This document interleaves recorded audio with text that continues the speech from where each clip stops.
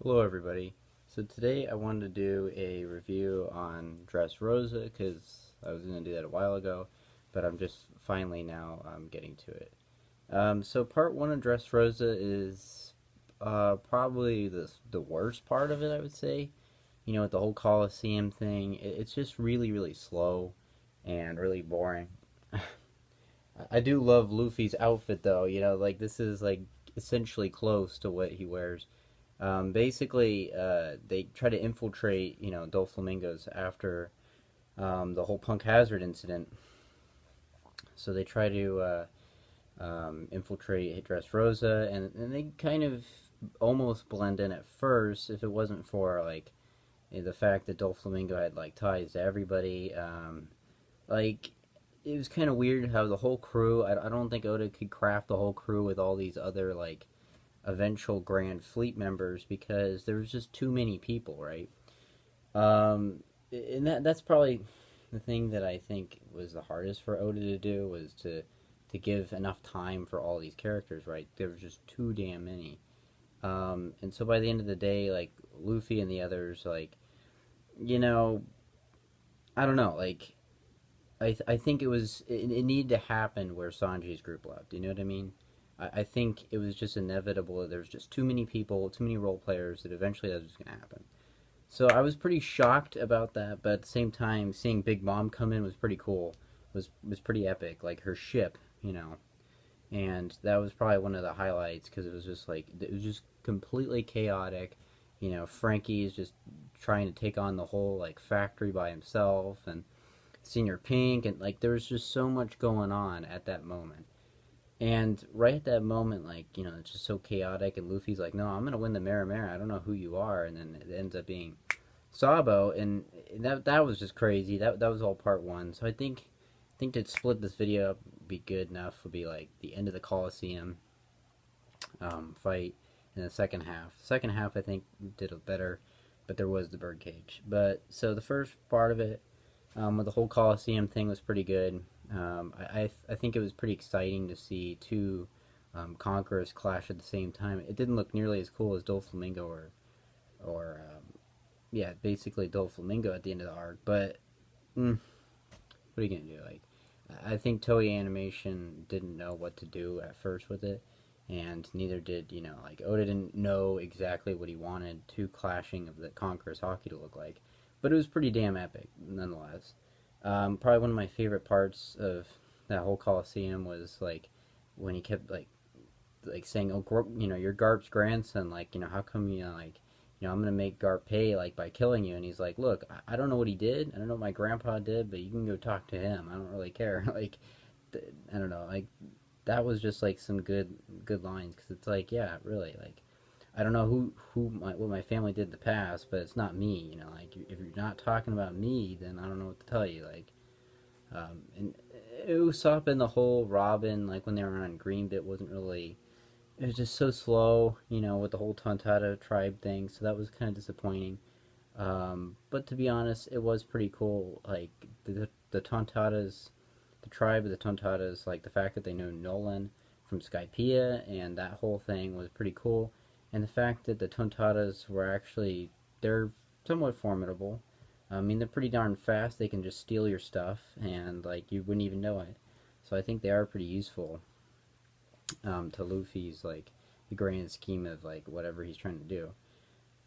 Um, in terms of like how good of like the fights in the beginning were, I mean, it just basically consisted of Law and Doflamingo, which wasn't so bad. There was some things that were set up about Law's backstory, his past. I think those were all pretty important things to think about because he kept saying chorus on like who is this guy kind of thing, and so eventually I think it was just a matter of time before we actually found out about those things. Doflamingo has mentioned that he was from the Celestial Dragon family, but then it's like, well, is he a Celestial Dragon or is he just from the family? Was that years ago? Like, well, what's the deal? And then, like, in part two, we definitely find that out. Or at least, like, I'm splitting the videos up that way. So Doflamingo, definitely as a villain, was pretty cool, although I will say that it was kind of dumb how he didn't know that Luffy and there was like two Luffy's. It's like that cut on his chest was just like drawn on, like, and not only that, like he was using that like hockey, like Sabo was using that hockey dragon like claw thing. So like it's not the same thing at all. Like they weren't similar fighters. I don't know. To me, it was just really weird that like it seems like the villains are smart, and then all of a sudden they get really dumb, and it's like, ugh. It's the guy that gave that speech at Marineford. Like, you really think he's that dumb? Clearly, it seemed Doflamingo also knew some secrets, because like he knew. It seemed like with that speech at Marineford, definitely from that point on, like he knew basically like the Void Sentry a little bit, and in part two, something seems to be the case. And if that's true, then this guy is like the most relevant villain in One Piece because it's like he knows so much more than he's letting on. He's so much more important as the story goes on. But to be honest, he's a scumbag, of course.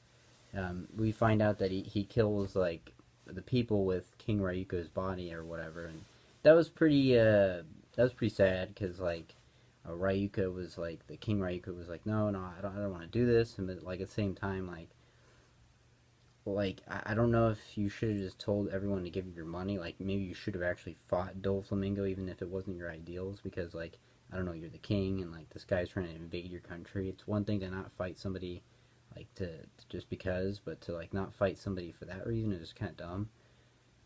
But to be honest, I you know Dressrosa is one of those arcs where there was a lot done to it to set up. Like right now in Whole Cake, like to me, that's one of the best arcs. Like it's pretty amazing how much is going on.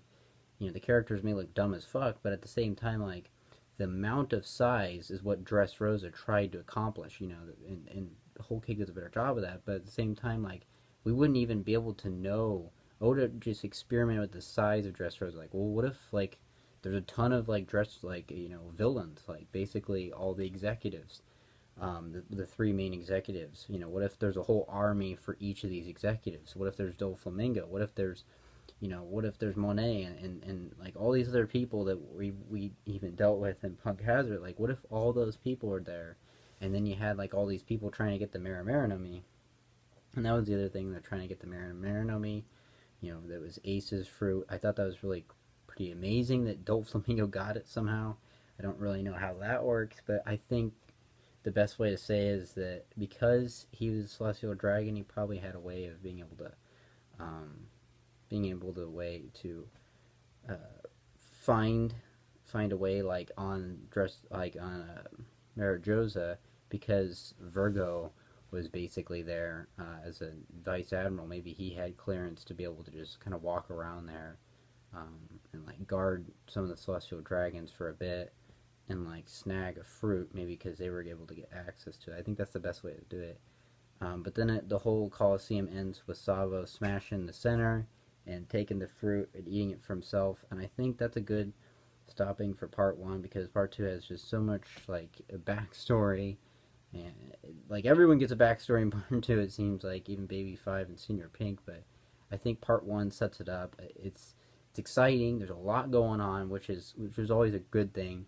I'm just not sure if it's 100% executed in terms of pacing, but it is very good in terms of chaos, and like it sets up for other things. Like now, like in Wano, I can imagine Oda's trying to build these bigger arcs to see what he can possibly do. Like how many people can I possibly have?